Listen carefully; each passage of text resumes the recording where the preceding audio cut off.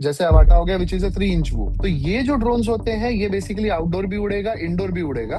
7 inch और 5 inch में 2 inch का डिफरेंस है। करेक्ट। एक 5 इंच ड्रोन लॉन्ग रेंज क्यों नहीं जा सकता? और वो जो फ्रेम है वो हम लोग कस्टम कटवाते हैं कार्बन फाइबर से, एंड फिर हम असेंबल करते हैं उसको खुद से। और दूसरा होता है dead cat frame. Dead cat मतलब आई थिंक डेड कैट इसको इसीलिए बोलते हैं ना क्योंकि एक मरी हुई बिल्ली ऐसी दिखती है। हाँ, बिल्ली ऐसे। करेक्ट।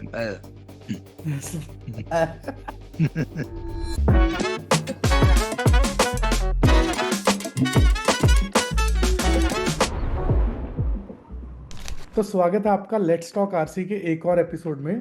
आई थिंक हमको ये एपिसोड्स बनाते हुए काफ़ी मज़ा आ रहा है। काफ़ी इंटरेस्टिंग गेस्ट्स आ रहे हैं। फॉर्चुनेटली अनफॉर्चुनेटली आज कोई और गेस्ट नहीं है, और विशाल भी नहीं है आज हमारे साथ। हमारा एडिटर मतलब जिंदा है वो, बस आज के एपिसोड में नहीं है। विशाल, ये लाइन तेरे लिए है। जब तू एडिट करेगा तो ध्यान रखियो। तो बट एनीवेज आज हमारे साथ हैं ऑब्वियसली हमारे ओजी उत्कर्ष भाई, वुप मास्टर इंडिया, सौरभ भाई A K R C aviators. I think recently सबसे बड़ी चीज़ जो हुई है, हमने एक बढ़िया फेस्टिवल किया, ड्रोन फेस्टिवल हैदराबाद में था, काफ़ी मज़ा आया। We all were there. I think आप लोगों ने हमारे, अगर इंस्टाग्राम पे फॉलो नहीं करते तो फॉलो कर लो, स्टोरीज भी देखे होंगे, रील्स भी देखे होंगे। आई एम श्योर ऐसे और भी इवेंट्स होंगे। बेसिकली जो हम इस पॉडकास्ट के थ्रू कर रहे हैं और जिस तरह की इवेंट्स उत्कर्ष भाई ऑर्गेनाइज कर रहे हैं, जिस तरह की चीज़ें वो ला रहे हैं इंडिया में, the only point is to create awareness. We keep repeating this, और मैं हमेशा रिपीट करूंगा ये बात कि आरसी कल्चर के बारे में, आरसी कम्युनिटी के बारे में, drones, RC cars, boats, planes, इस सब के बारे में इंडिया में अवेयरनेस बहुत कम है। ये एक एक्चुअल प्रॉब्लम है। ऐसे के इवेंट्स कराने का, इस तरह की पॉडकास्ट करने का एक ही रीज़न है कि टू स्प्रेड अवेयरनेस। जो भी लोग ये सब हॉबीज करते हैं, जो भी लोग इन सब चीज़ों को अपने प्रोफेशनल करियर में भी यूज़ करते हैं, उन सब के लिए ये सब ऑपरेट करना थोड़ा ईजी हो जाता है। और अगर आप लोगों को ये वीडियो थोड़े भी पसंद आते हैं, अगर आपको लगता है कि हमारे कॉन्वर्सेशन से आपको थोड़ा बहुत भी मज़ा आया या फिर थोड़ा बहुत भी सीखने को मिला, तो प्लीज़ प्लीज़ सब्सक्राइब बटन पे क्लिक कर दो। आपका 1 सेकंड लगेगा, हमारे लिए काफ़ी बूस्ट हो जाएगा। बाकी आज का एपिसोड शुरू करते हैं। आई थिंक अब हम लोग क्या चालू करने वाले हैं कि थोड़े टेक्निकल चीज़ों के बारे में बात करने वाले हैं, सो दैट ड्रोन्स और आरसी स्टफ को यूज़ करना तो ईजी हो ही, पर जितनी अवेयरनेस इन चीज़ों को बिल्ड करने के लिए लगती है, उसके बारे में भी थोड़ा काम हो। तो अब हम लोग एक मिनी सीरीज चालू करने वाले हैं जिसमें हम लोग हाई लेवल पे बताएंगे कि एक्चुअली एक एफपीवी ड्रोन बिल्ड कैसे होता है, और एक एफपीवी ड्रोन बिल्ड करने के लिए क्या क्या आपको पार्ट्स लगते हैं, वो पार्ट्स कैसे आपको सोर्स करने हैं, क्या क्या स्किल्स आपको लगते हैं, ये सब चीज़ों के बारे में आने वाले वीडियोस में बात होगी।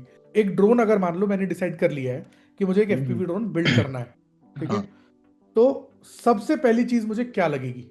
अगर आप कहते हो कि भाई आपको इंडोर उड़ाना है, तो इंडोर उड़ाने में बड़ा ड्रोन आप उड़ा नहीं सकते हो, तो इंडोर के लिए छोटे ड्रोन्स होते हैं।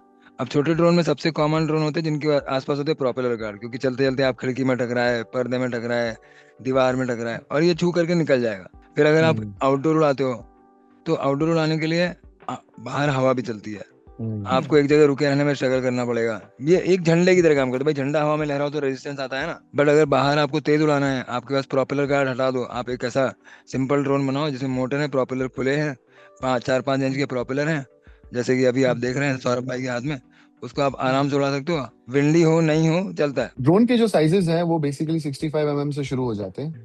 ठीक है, 65, 75 ऐसे करके आगे बढ़ते हैं। तो 65 mm वाले यूजुअली इंडोर वगैरह के लिए यूज होते हैं। दूसरे आते हैं आपके इसके ऊपर आ जाएंगे, समझो आप 3.5 इंच वाले या 3 इंच वाले कैटेगराइजेशन में आप आ जाओ। जैसे अवाटा हो गया विच इज अ 3 इंच वो। तो ये जो ड्रोन्स होते हैं ये बेसिकली आउटडोर भी उड़ेगा, इंडोर भी उड़ेगा, और थोड़ा पेलोड भी कैरी कर सकता है। फॉर एग्जाम्पल कुछ लोग इस पे गोप्रो वगैरह के एक्शन कैमरास वगैरह लगा सकते हैं। ठीक है, बट इससे भी चोट लग 3.5 सकती है, इससे सीरियस इससे चोट लग बिल्कुल सकती चोट है। लग सकती है। इसी 3.5 कैटेगरी में दो टाइप्स हैं। एक हो गया वूप जिसके चारों ओर आपके प्रोपेलर गार्ड है, एक है विदाउट वूप्स, मतलब विदाउट प्रोपेलर गार्ड्स, जो आपके एरोबैटिक ड्रोन्स है। ठीक है, एक्रोबैटिक ड्रोन्स है, जैसे समथिंग लाइक दिस। अभी ये 5 इंच है बट इसमें 3.5 इंच भी आता है।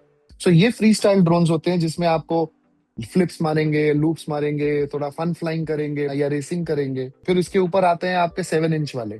अभी 7 इंच वाले जो ड्रोन्स है वो यूजुअली लॉन्ग रेंज के लिए यूज होते हैं। 5 इंच और 7 इंच में एक हम्म। बहुत बेसिक सा और कॉमन सा डाउट है कि 7 इंच और 5 इंच में 2 इंच का डिफरेंस है। करेक्ट। एक 5 इंच ड्रोन लॉन्ग रेंज क्यों नहीं जा सकता?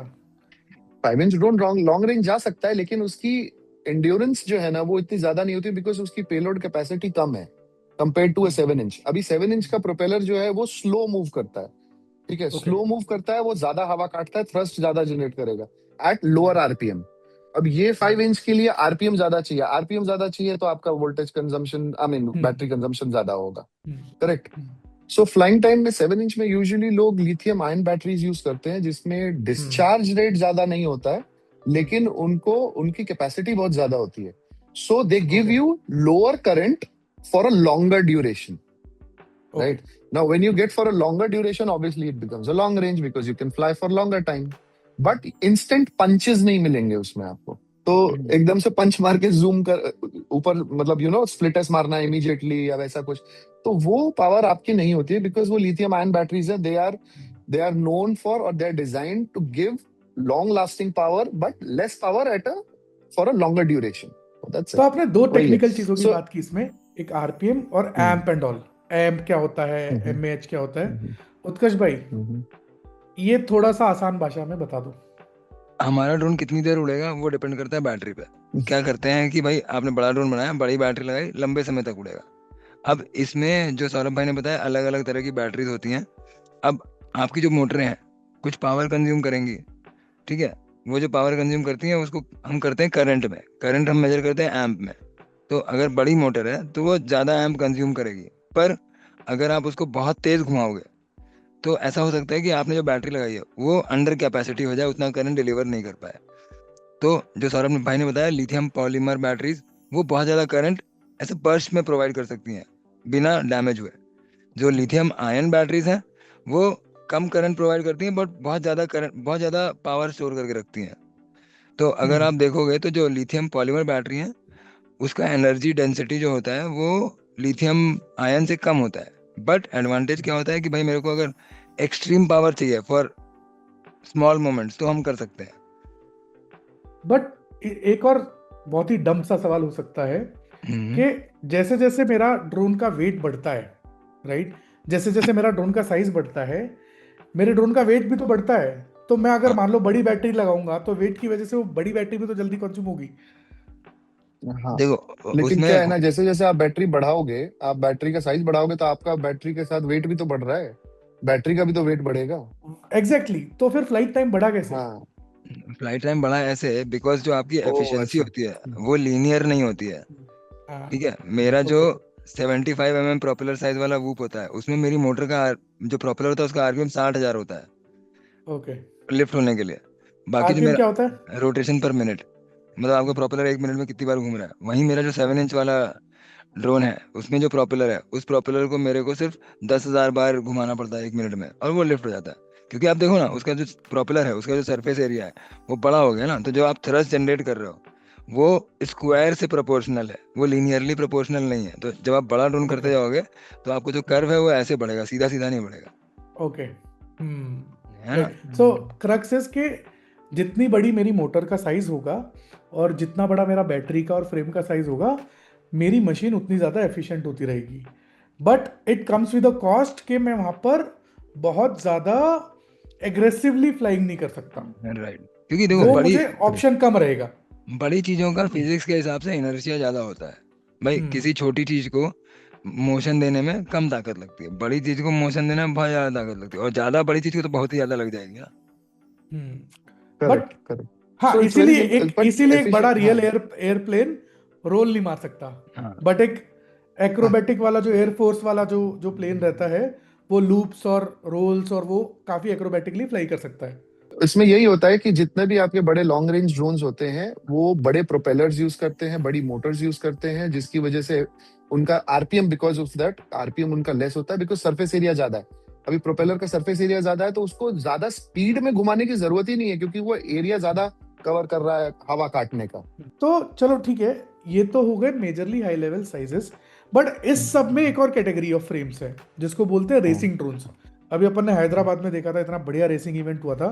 बट आई कुड सीज के उनके जो फ्रेम्स थे वो सिमिलर थे। तो जो नॉर्मली आप लोगों ने 5 इंच के जो फ्रेम्स बताए, जैसे कि मारियो वाला आपने दिखाया, या फिर मेरे जो 2-3 जो जो फ्रेम्स हैं, रेसिंग फ्रेम्स में भी, रेसिंग ड्रोन्स में भी सेम फ्रेम्स यूज होते हैं या फिर वो फ्रेम्स ही डिफरेंट होते हैं? अगर आपको बहुत तेज भागना है या बहुत तेज जाना है तो सबसे पहले आपको करना पड़ेगा वजन कम, वरना तो नहीं भाग सकते। मोटा आदमी तेज नहीं भाग सकता, ठीक है। तो अगर आपको तेज उड़ाना है तो पहले होना चाहिए लाइट, ठीक है। और आपको बहुत एजाइल रखना है तो आपको हर तरह से सिमेट्रिकल रखना पड़ेगा, किसी भी एंगल में टर्न करो सेंटर ऑफ ग्रेविटी बीच में रहे। क्योंकि बराबर। आपने देखा होगा वो एकदम एग्जैक्टली एक्स शेप में रहता है, तो किसी भी तरफ से टू देखो एक्स। मोर और लेस सिमिलर दिखते हैं। फिर उसमें जो इलेक्ट्रॉनिक्स लगानी है वो भी छोटी होनी चाहिए, तो तभी वजन कम होगा, हर एक चीज को छोटा करके लगाएंगे तो। और ये जो फ्रेम्स बनाते हैं इनमें जो आप अगर आर्म्स वगैरह देखोगे तो वो आर्म्स भी पतले होते हैं, अननेसेसरीली मोटे आर्म्स नहीं बनाते क्योंकि वेट बढ़ जाएगा फिर। और इसी की वजह से अगर आप देखो तो जितने लोगों को आपने रेस में देखा होगा सारे के सारे मोर और लेस आइडेंटिकल फ्रेम उड़ा रहे थे। तो काफी R&D करने के बाद हमारे यहाँ कम्युनिटी में एक पायलट है, उन्होंने अपना एक फ्रेम डिजाइन किया, उनका नाम जना है, फ्रेम का नाम है J5। और वो जो फ्रेम है वो हम लोग कस्टम कटवाते हैं कार्बन फाइबर से, एंड फिर हम असेंबल करते हैं उसको खुद से। बेसिकली 2 तरह के मेजरली फ्रेम्स होते हैं structure wise, right, shape wise. एक आई थिंक होता है जो आपने बोला ट्रू एक्स फ्रेम, जो कि ये दिख रहा है, और दूसरा होता है dead cat frame. Dead cat मतलब आई थिंक, डेड कैट इसको इसीलिए बोलते हैं ना क्योंकि एक मरी हुई बिल्ली ऐसी दिखती है। हाँ बिल्ली ऐसे